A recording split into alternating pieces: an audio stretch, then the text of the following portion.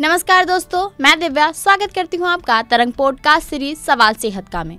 और आज इस कड़ी में हमारे साथ जुड़ी हैं doctor Tania Nijhawan ma'am. Ma'am एक एंटरप्रेन्योर हैं, साथ ही मैम एक कॉस्मेटिक डेंटिस्ट भी हैं। Ma'am smile makeover, cosmetic smile design और प्रिवेंटिव डेंटिस्ट्री में विशेषज्ञ हैं। मैम 15 वर्षों से इसी फील्ड में कार्यरत हैं।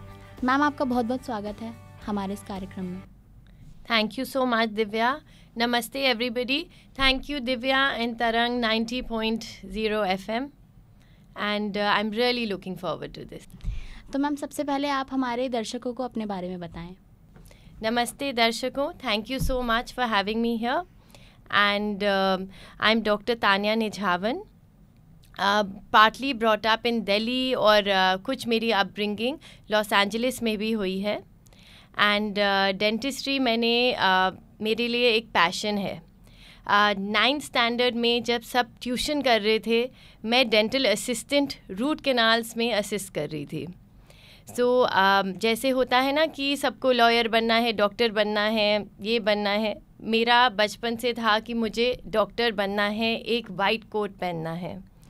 मुझे लॉस एंजलिस में एक अपॉर्चुनिटी मिली to work as a dental assistant in a clinic. That is when I fell in love with dentistry. और मुझे उस टाइम से पता था कि मुझे डेंटिस्ट बनना है और कॉस्मेटिक डेंटिस्ट बनना है. सो जैसे वो ग्रेज एनाटमी से सब इम्प्रेस होते हैं, तो आई थिंक वो थोड़ा फील भी था.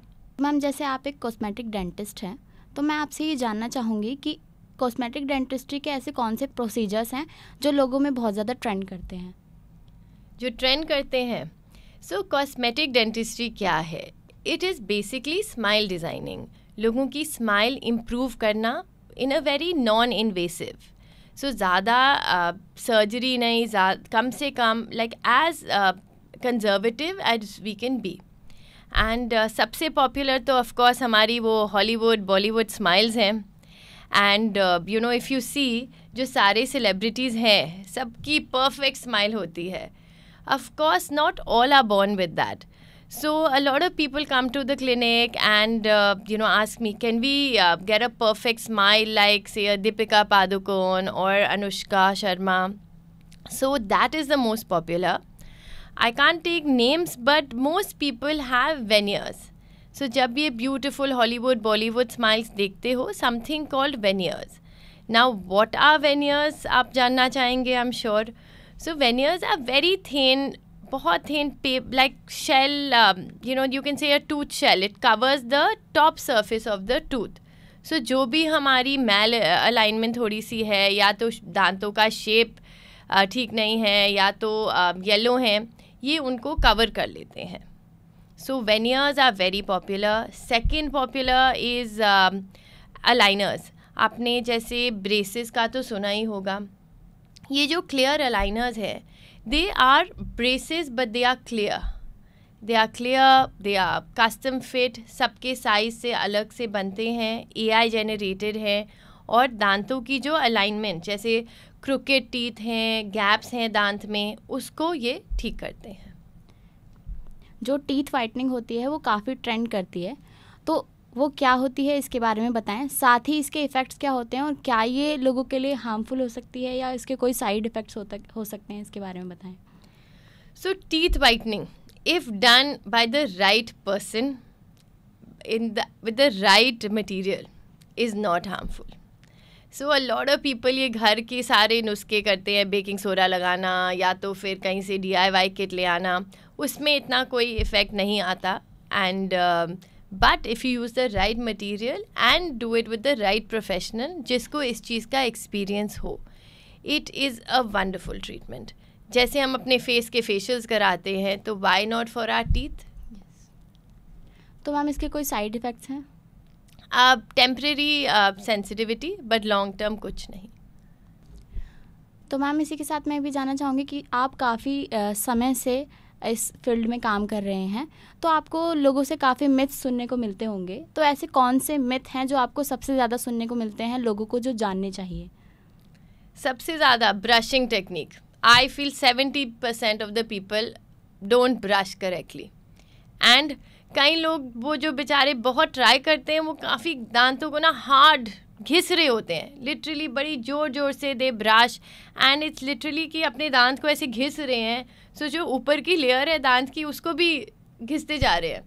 सो I really want to correct most people कि brushing hard is not the right way. Brushing correctly is what is going to give you the best results.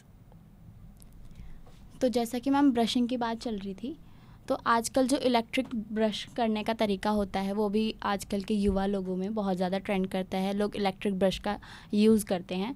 तो मैम इसके बारे में बताएं कि क्या ये यूज़ करना सही है या फिर इसके कोई हार्मफुल इफ़ेक्ट्स हो सकते हैं. सी ब्रश इलेक्ट्रिक हो या नॉर्मल हो, इसके साइड इफ़ेक्ट्स तभी होंगे जब टेक्निक ठीक नहीं होगी.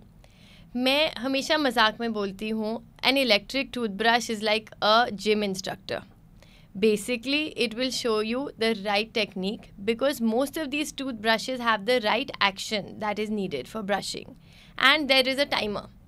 So people know कि उनने 2 मिनट तक ब्रश किया कि नहीं. So this is like you have this thing, and I think it's a, you know, if most people are not brushing correctly, they must use one. जैसे ma'am मैंने आपके बारे में पढ़ा तो उसमें मुझे पता चला कि आप एक प्रिवेंटिव डेंटिस्ट्री के विशेषज्ञ हैं. तो मैं उसके बारे में जानना चाहूँगी कि ये प्रिवेंटिव डेंटिस्ट्री आखिर होती क्या है. यस, सो मैंने जैसे बोला, मैंने ना यूएस में भी काफ़ी अपनी एजुकेशन की है. From working in a dental clinic to doing smile designing, सब मेरा बाहर से ही मैंने पढ़ा है, अमेरिका से. सो NYU यूनिवर्सिटी होगी, न्यूयॉर्क यूनिवर्सिटी, एंड USC हो गई, यूनिवर्सिटी ऑफ सदर्न कैलिफोर्निया. सो मेरा इतना बाहर का एक्सपीरियंस और एक्सपोजर रहा है.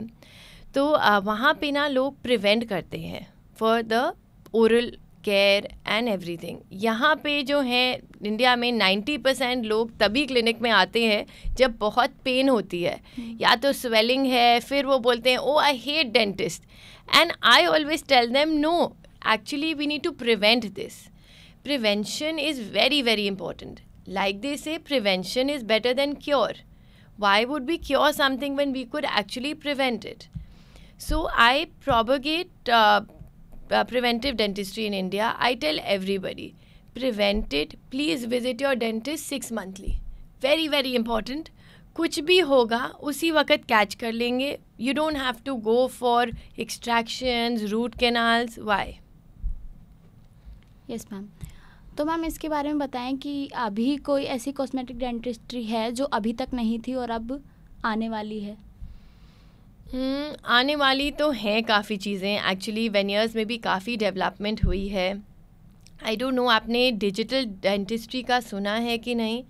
सो आई यूज़ अ 3D स्कैनर. सो हमारी क्लिनिक में जैसे आपकी 3D माउथ का जैसे पहले इम्प्रेशन लेते थे, हम वहाँ उसको अपना रिकॉर्ड में लेते हैं और अपनी स्क्रीन पे रखते हैं. सो प्लानिंग भी जो होती है मैं अपनी स्क्रीन पे करती हूँ सारी प्लानिंग. इवन अलाइनर्स के लिए दांत कितना हिलना चाहिए, कैसी मूवमेंट चाहिए हमें, how will the end result look, ये सारा हम बैक में ही कर लेते हैं बिकॉज इमेज आ जाती है हमारे पास. पूरी 3D आपके माउथ का मॉडल है बेसिकली. तो I think this is a great advancement and इसमें भी और इम्प्रूवमेंट हो रही है. हम काफ़ी डेंटिस्ट्री में आजकल AI का यूज़ कर रहे हैं, which is artificial intelligence. So progress तो बहुत है and we are looking forward to many more things. तो मैम कॉस्मेटिक डेंटल फील्ड में 2 वर्ड्स आते हैं, एक तो ब्रेसेस और एक है क्लियर अलाइनर. तो इन दोनों में क्या अंतर है. आई थिंक आप ये पहले भी मुझसे पूछ रहे थे क्लियर अलाइनर्स क्या हैं एग्जैक्टली, राइट. सो ब्रेसेस जो हमने बचपन से देखे हैं, मेटल के ब्रैकेट्स विथ वायर्स, राइट, ये दांतों को सीधा करते हैं, इनकी अलाइनमेंट करते हैं, बाइट एडजस्टमेंट करते हैं, right. Clear aligners do the same thing. Now the difference is that these are clear. ये बेसिकली कस्टम फिट है, तो इसकी फिटिंग बहुत ही अच्छी है and they are generated through AI. So these aligners do the same thing as braces. दांतों की मूवमेंट करना ठीक, दांतों की अलाइनमेंट करना, बाइट की एडजस्टमेंट करना, सो सेम है. But aligners are the new age dentistry. Because they are AI generated. So manual जो ब्रेसेस में प्रेशर हम डेंटिस्ट डालते थे, अब इसमें it's already fed in the system कि अगर हमने दांत इतना ही हिलाना है in the next 2 months, we only do that. So it's a progression of braces. I would call it a progression of braces. And they are just so light. And आपने जैसे अगर पहना भी होता, शायद most people wouldn't come to know. So actually it's a very very good way of treating the teeth. तो क्या ma'am इसमें पेन भी होता है उन लोगों को? नहीं, हल्का सा प्रेशर होता है. And no, there is no a lot of pain or anything associated with aligners. It is bare minimal. In fact सबसे ज़्यादा पेन इनको इससे ज़्यादा होगा नेटफ्लिक्स की सब्सक्रिप्शन देने में monthly. So no, they are not painful. तो अंत में जाते जाते आप हमारे दर्शकों को क्या टिप्स देना चाहेंगे ma'am? Well, a lot of tips actually. मैं एक चीज़ ज़रूर बोलना चाहूँगी. Please brush 2 times a day for 2 minutes each time and floss. You know, अपने ओरल हेल्थ का ख्याल रखना हमारे भी हाथ में है. And you know, I want to tell everybody, जो बैक्टीरिया आपके मुंह में है, the bad bacteria, it can travel anywhere in the body. सबको ये बताना चाहूँगी कि कुछ heart attack, sometimes some liver kidney diseases can also be caused because of this. So it is very very important to not neglect our oral care. And some fun tips, of course, like I said, brush 2 times a day for 2 minutes each. Flossing is not an option, it's a must. And do visit a dentist every 6 months, because anything that they can see in your mouth, they can also cure it right away. We can prevent things from happening, even gum disease, which is very, very common. And the last one, please keep smiling. It's your best asset. Thank you so much, ma'am. Thank you so much for having me here. I hope all the viewers enjoyed this and they take the tips and they start brushing 2 times a day. आज इस कार्यक्रम में आपने cosmetic dentistry के बहुत महत्वपूर्ण पहलुओं को जाना. ऐसे ही और कार्यक्रम के लिए जुड़े रहें तरंग पॉडकास्ट सीरीज से और देखते रहें स्टूडियो RLAC. धन्यवाद.